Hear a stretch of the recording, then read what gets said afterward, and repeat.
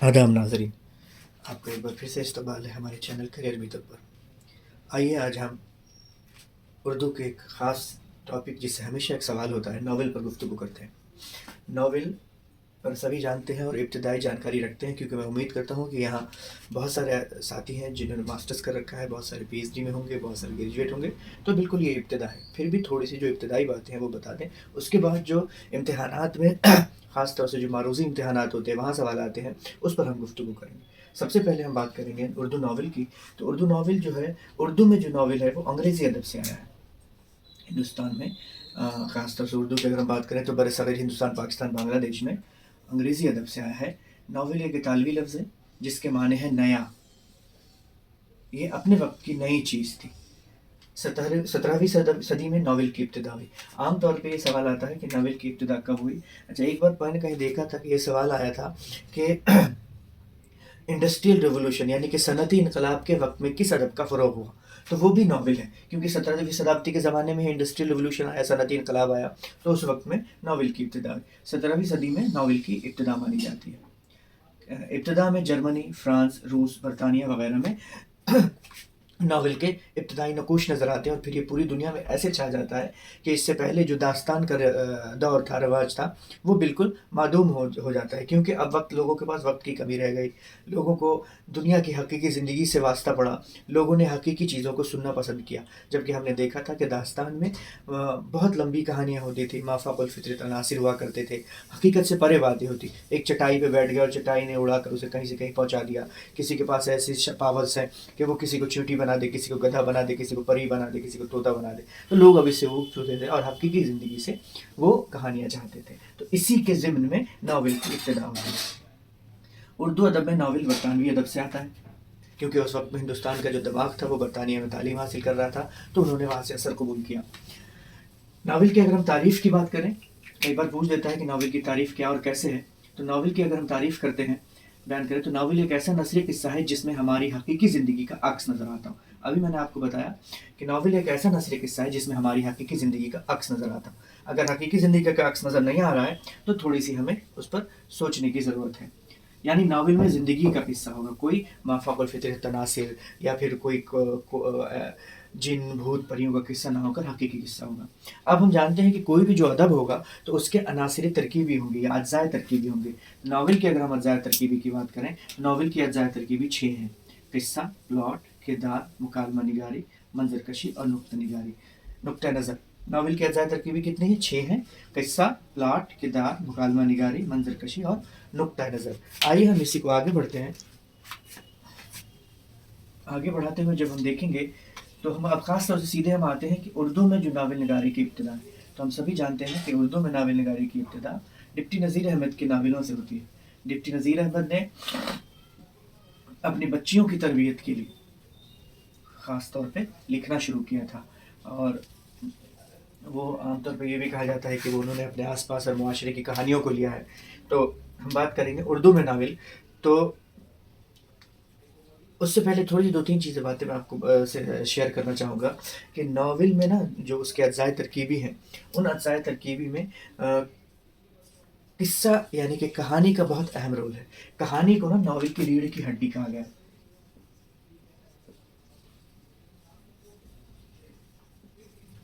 रीढ़ की हड्डी कहा गया है। किसके रीढ़ की हड्डी? नावल के। नावल की रीढ़ की हड्डी कहानी को कहा गया है। प्लॉट भी बहुत इंपॉर्टेंट होता है नावल में। प्लॉट 2 तरह के होते हैं, हम जानते हैं कि एक सादा प्लॉट और एक क्या बोलते हैं उसको, पेचीदा प्लॉट। सादा प्लॉट को हम इस अंदाज में ले सकते हैं कि एक राजा था, एक रानी थी, राजा मर गया और उसके गम में रानी का भी इंतकाल हो गया। सीधा सादा प्लॉट है। और एक अगर उसको हम पेचीदा प्लॉट के ताल्लुक से समझने की कोशिश करें तो एक राजा था, एक रानी थी, राजा मर गया तो रानी ने उसकी जांच के आदेश दिए। जांच की जब उसकी जांच हुई और बहुत सारी चीज़ें, पूरा उसके गम में उसने भूख प्यास छोड़ दिया, उसने दूसरे कामों से अपनी ज़िंदगी निकाल ली, फिर को अलग थलग रहने लगी और पूरा घुमा कर, और फिर उसमें उसे बस फिर वज़ीर को अपना राजपाट दे दिया। बाद में उसको पता चला कि वज़ीर ने ही उसके साथ गद्दारी की, राजा को जहर दे दिया। फिर इस तरह पेचीदा बनाने की कोशिश की जाती है। आमतौर पे प्लॉट अगर मरबूत हो, एक दूसरे से जुड़ा हुआ हो, तो वो कहानी यानी कि नावल अच्छा माना जाता है। आगे बढ़ते हैं कि उर्दू में अगर नावल की इब्तिदा की बात करें तो हम डिप्टी नज़ीर अहमद से शुरू करते हैं। डिप्टी नज़ीर अहमद को उर्दू का पहला नावल निगार तस्लीम किया जाता है।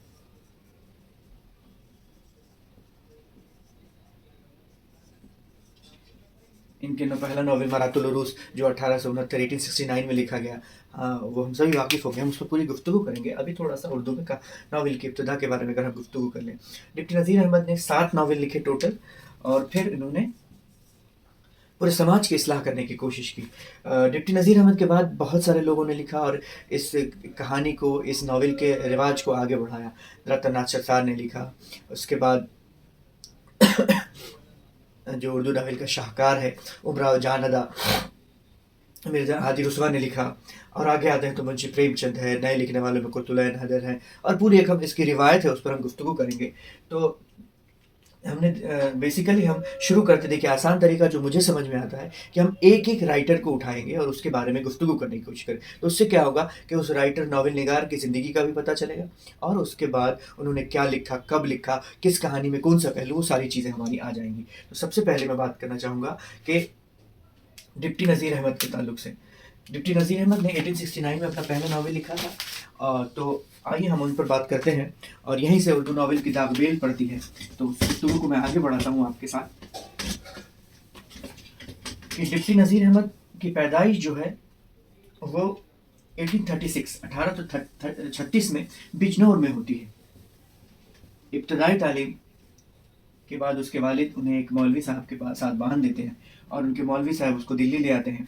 दिल्ली आने के बाद वो मदरसे में रहते हैं। मदरसे में रहने के बाद वहाँ तालीम हासिल करते हैं। मदरसे में जो खाने पाने का निज़ाम था, इनको उसको डिप्टी नज़ीर अहमद ने कई जगह लिखा है कि हम शाम में या सुबह में एक डोंगा लेकर निकलते थे और घरों से, पुरानी दिल्ली के आसपास वो मदरसा कायम था, खाना मांग कर लाते और खाते थे। डिप्टी नज़ीर अहमद के साथ एक ख़ास काम भी था कि उनके जो मौलवी थे उनके घरेलू काम भी यही किया करते थे।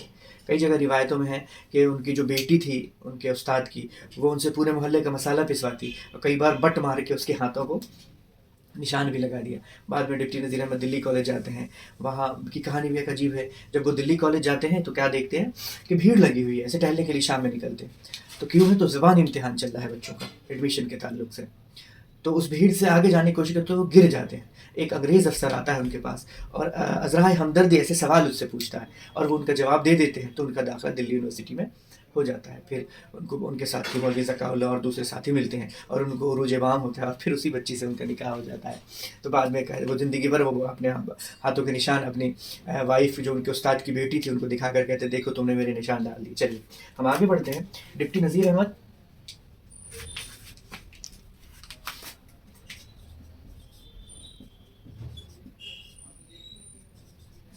इनके पैदाइश 1836 ईस्वी में ज़िला बिजनौर में होती है।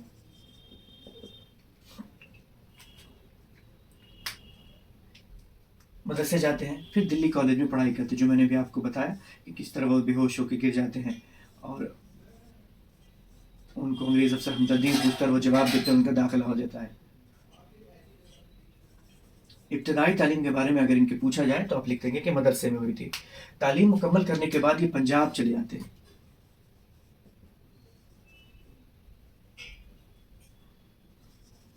तालीम मुकम्मल के बाद पंजाब में मदारिस के इंस्पेक्टर बनते हैं।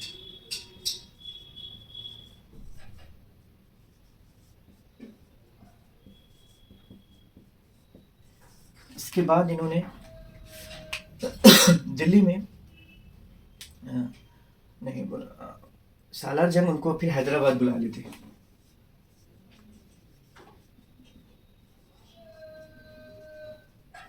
हैदराबाद बुलाते हैं और उन्हें उस वक्त की कलील रकम 1700 रुपये माहाना देते हैं। सालार जंग के इंतकाल के बाद वो दिल्ली वापस आ जाते हैं।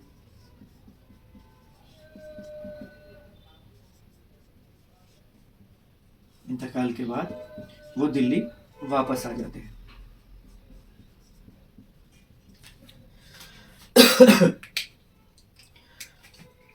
उनको शमशुल उलमा का खिताब दिया जाता है,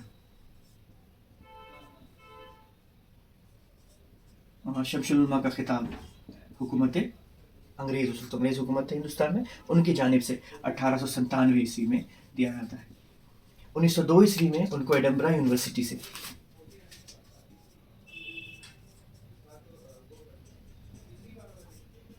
एडनबरा यूनिवर्सिटी से LLD की एजाजी डिग्री दी जाती है।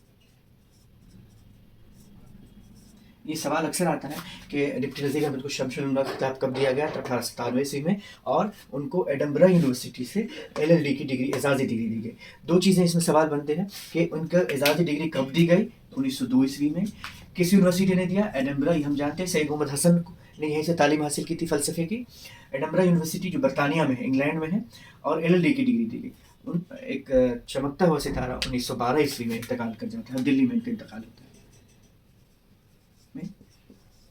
दिल्ली में इनका इंतकाल हो जाता है।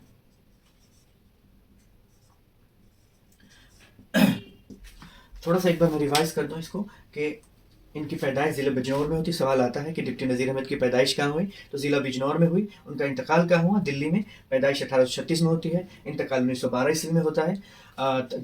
इब्तदाई तालीम मदरसे में हासिल करते हैं, फिर दिल्ली की कॉलेज में हासिल करते हैं। तालीम मुकम्मल करने के बाद पंजाब में मदारिस के इंस्पेक्टर के तौर पे काम करते हैं। फिर वहाँ से सालार जंग उनको हैदराबाद बुलाते हैं और एक कलील रकम 1700 रुपये माहाना के तौर पे अपने यहाँ रखते हैं। सालार जंग के इंतकाल के बाद वो दिल्ली आते हैं और दिल्ली में ही इनका इंतकाल हो जाता है। शमशुल उलमा का खिताब 1897 ईस्वी में दिया जाता है। कई बार आता है कि इनमें से कौन किन शख्स को शमशुल उलमा का मिला है, बहुत सारों को मिला है, उनमें एक डिप्टी नज़ीर अहमद भी है। साल याद रखेंगे 1897 ईस्वी में। 1902 ईस्वी में इनको एडनबरा यूनिवर्सिटी से LLD की डिग्री, एजाजी डिग्री दी जाती है। 1912 ईस्वी में दिल्ली में इनका इंतकाल होता है। अब हम इनकी, ये तो हुई इनकी शख्सी ज़िंदगी। अब हम इनकी नावल के बारे में बात करते हैं कि इनके नावल, और हर नावल पर थोड़ी थोड़ी सी हम गुफ्तगू करने की कोशिश करेंगे, ताकि आपको इनकी ज़िंदगी से और इनके सवालात से कोई भी पहलू आपका रह न जाए। और हमारी पूरी कोशिश होगी, हमारी टीम की पूरी कोशिश है कि आपका सिलेक्शन हो जाए, और जितनी खुशी आपको होगी, यकीन जानिए उतनी ही खुशी हमें भी होगी। डिप्टी नज़ीर अहमद की नावल निगारी की हेडिंग से हम देखना चाहेंगे कि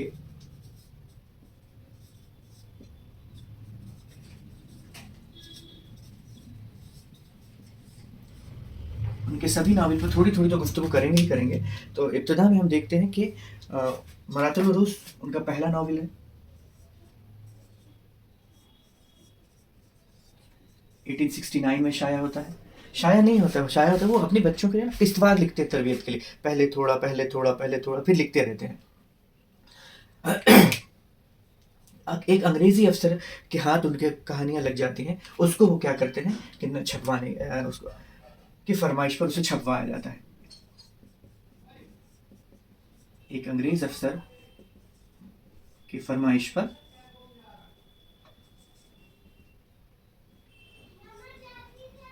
उसे छपवाया जाता है। हुकूमत ने इस किताब को, इस यानी कि मरातुल उरूस को, इस किताब को इनाम दिया, कुछ कैश प्राइज दिया था। इसमें दो बहनें, इस नॉवेल में दो बहनें, असगरी और अकबरी और असगरी, ध्यान रखें, अकबरी और असगरी की जिंदगी पर कहानी है।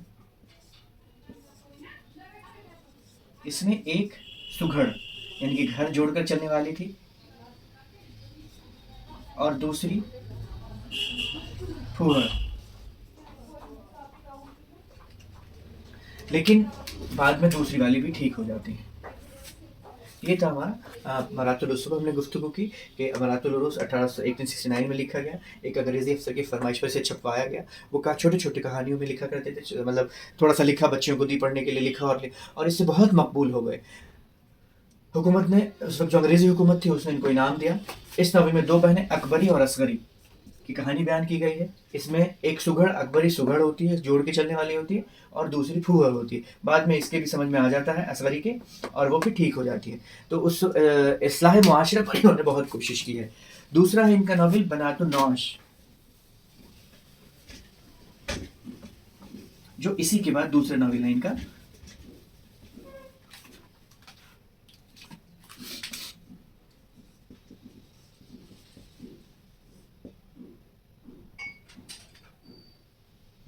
जो कि 1873 ईस्वी में शाया होता है।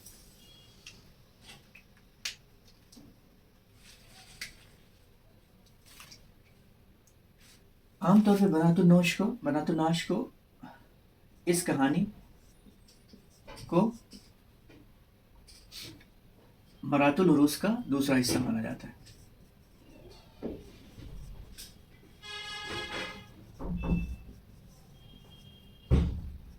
हिस्सा माना जाता है।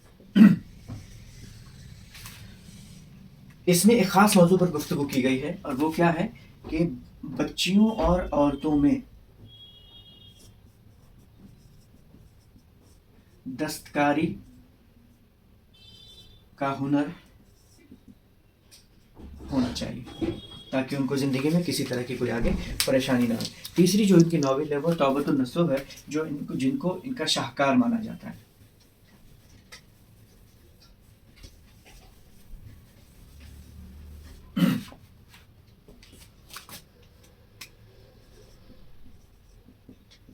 यानी कि नसूह की तौबा।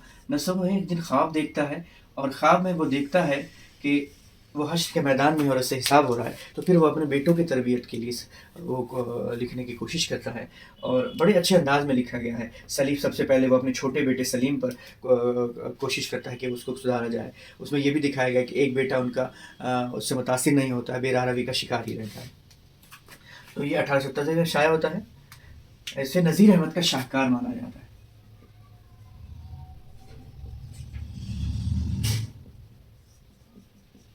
शाहकार माना जाता है। ख्वाब देखते हैं। कई बार सवाल है कौन ख्वाब देखता था। नसूह एक इंसान का नाम है ना, वो ख्वाब देखता है और फिर तो ख्वाब देखते हैं और उसके बाद बच्चों की तरबियत के लिए काम करते हैं।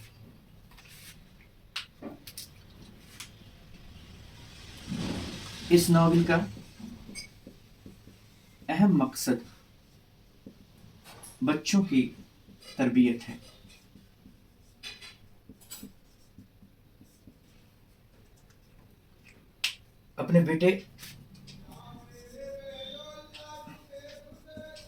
अपने छोटे बेटे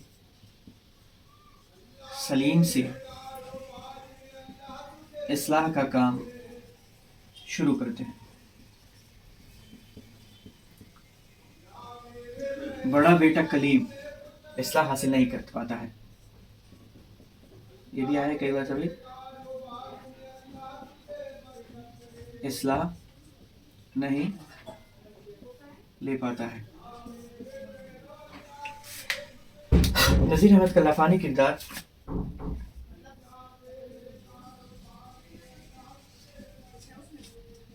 नज़ीर अहमद का लाफानी किरदार मिर्ज़ा जाहिदार बेग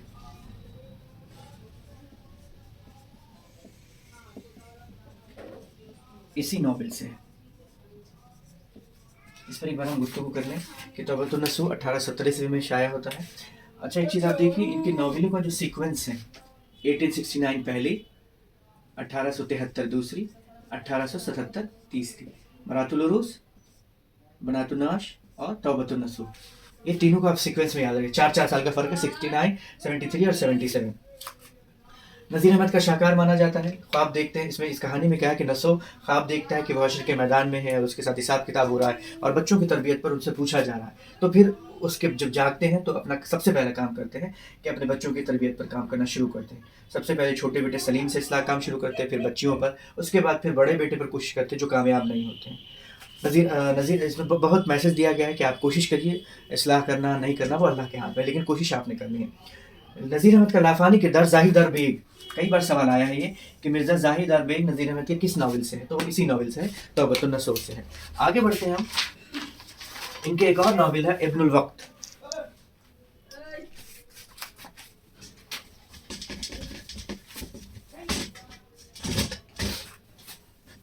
इनका एक और नॉवेल है इब्नुल वक्त।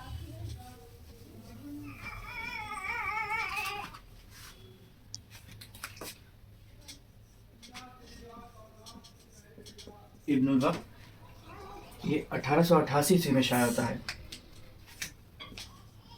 اور اس میں بہت امپورٹنٹ چیز ایک بہت امپورٹنٹ ہے کہ انگریزوں کی معاشرتی زندگی کو اندھا دھن نہ مانے، ان کی اندھی تقلید نہ کرے. بہت سارے لوگ یہ بھی کہتے ہیں کہ سر سید احمد خان پر انہوں نے چوٹ کرنے کی کوشش کی اس ناول کے ذریعے.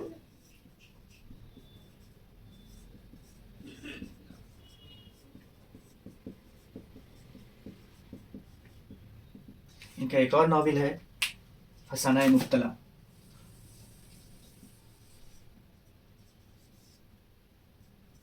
فسانہ مبتلا میں ایک سے زیادہ شادیوں کے، یہ 1885 میں شائع ہوتی ہے، اور ایک سے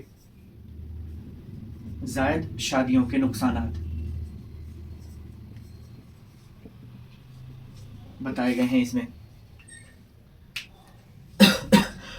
ایامی ایک ان کا ناول ہے جس میں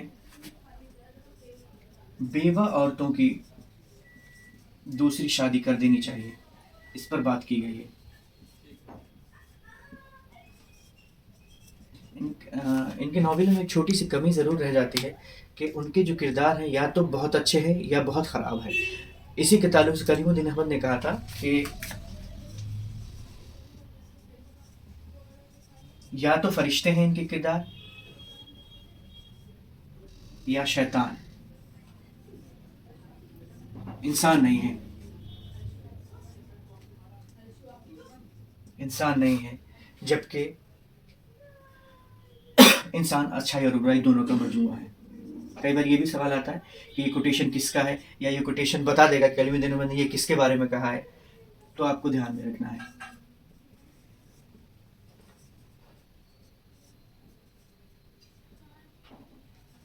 مجموعہ نذیر احمد نے کل 7 ناول لکھے ہیں. تو دیکھتے ہیں. ابن الوقت 1888 میں لکھا کہ انگریزی کے معاشرے کی زندہ دن تقلید نہیں کرنی ہے، نہیں ماننا ہے. 1885 میں انہوں نے فسانہ مبتلا لکھا، ایک سے زائد شادیوں پر کے نقصانات بتائے انہوں نے. ابن الوقت کے تعلق سے کہا تھا کہ سر سید احمد خان پر چوٹ کرنے کی کوشش کی ہے. ایامی بیوہ عورتوں کی دوسری شادی کر دینی چاہیے، اس پر انہوں نے پوری گفتگو. تو اس طرح دیکھتے ہیں ہم ان کے بارے میں، نذیر احمد کے بارے میں، کہ ان کی زندگی نہ پورے جتنے بھی ناول تھے وہ اصلاح معاشرہ پر آتے. تو ان کی ناولوں میں کئی جگہ کیا ہوتا ہے، مقصدیت حاوی ہوتی ہے تو ناول کمزور ہو جاتا ہے. ناول حاوی ہوتا ہے تو مقصدیت کمزور ہو جاتی ہے. بہت سارے لوگ کہتے ہیں کہ ان کا ناول اچھا نہیں تھا، لیکن آپ ایک بات خیال رکھیں کہ کسی چیز کو بنانے والا ہے تو ابتدا میں اس میں کچھ کمیاں ضرور رہیں گی، بعد میں آنے والے اس میں اصلاح کریں گے. اس کی مثال آپ دیکھ لیجیے. نوکیا آیا ہوگا پہلا فون، وہ 3300 آپ میں سے بہت سارے لوگوں نے یوز کیا ہوگا.